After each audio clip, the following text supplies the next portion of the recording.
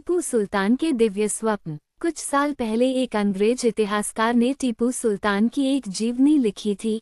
इस जीवनी में उसने टीपू सुल्तान की डायरी की कुछ ऐसी घटनाओं को प्रकाशित किया है जिन्हें पढ़कर विश्वास हो जाता है कि टीपू सुल्तान को समय समय पर स्वप्नों के माध्यम से भविष्यवाणियां मिलती रहती थीं।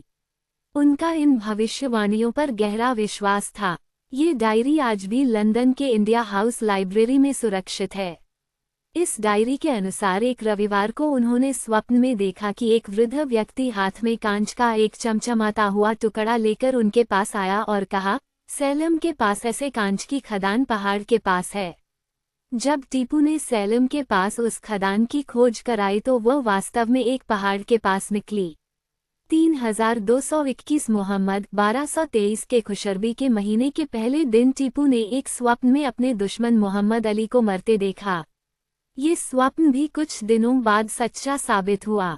जुमादी महीने के तीसरे दिन उन्होंने स्वप्न में देखा कि उनके सामने चांदी की 3 तश्तरियों में उन्हीं की याग की ताजी तथा रसीली खजूरें रखी गईं। इस स्वप्न की भविष्यवाणी उन्होंने ये लगाई कि उन्हें जल्दी ही अपने 3 विद्रोही सरदारों की सारी संपत्ति मिल जाएगी। उनकी अपने बारे में इस भविष्यवाणी की यह व्याख्या सच निकली तथा सचमुच आगे चलकर उन्हें उन तीनों सरवारों की सारी संपत्ति मिल गई। इनमें से एक सरवार था निजाम अली, जो इस स्वप्न के तीसरे दिन ही मृत्यु को प्राप्त हो गया तथा उसकी सारी संपत्ति फौरन टीपू सुल्तान ने अपने कब्जे में कर ली। साल शिता 3221 मोहम्मद 1218 में जब टीपू फर्रुखी के इलाके से अपनी सेना के साथ लौट रहे थे तो उन्हें मालूम पड़ा कि चीन देश के बादशाह के कुछ दूत उनसे मिलने आए हैं।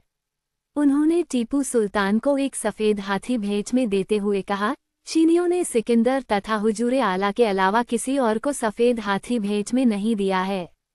इस स्वप्न की भविष्यवाणी का उन्होंने अर्थ लगाया कि वह सिकंदर के समान ही महान योद्धा तथा विजेता है और उन्होंने यूरोपियनों पर आक्रमण करके उन्हें एक युद्ध में हराया। जर हिसाब के अनुसार बुसाद के हैदरी महीने के 21वें दिन तुंगभदवा के पास उन्होंने स्वप्न में देखा कि कयामत का दिन आ पहुंचा है।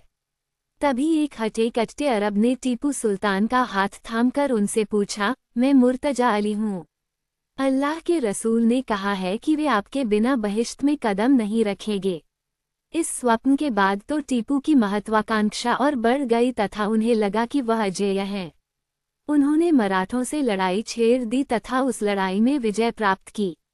रहमानी महीने के 25वें दिन टीपू को स्वप्न में दिखाई पड़ा कि हजरत मोहम्मद साहब ने उन्हें एक के बाद एक 3 पगड़ियां देते हुए फरमाया है, इन्हें सिर पर पहनो। इस स्वप्न का अर्थ उन्होंने ये लगाया कि अल्लाह तथा उनके पैगंबर ने उन्हें सारी दुनिया की बादशाहत अता की है। वे निजाम को भारत से निकालने के तरीके अपनाने लगे।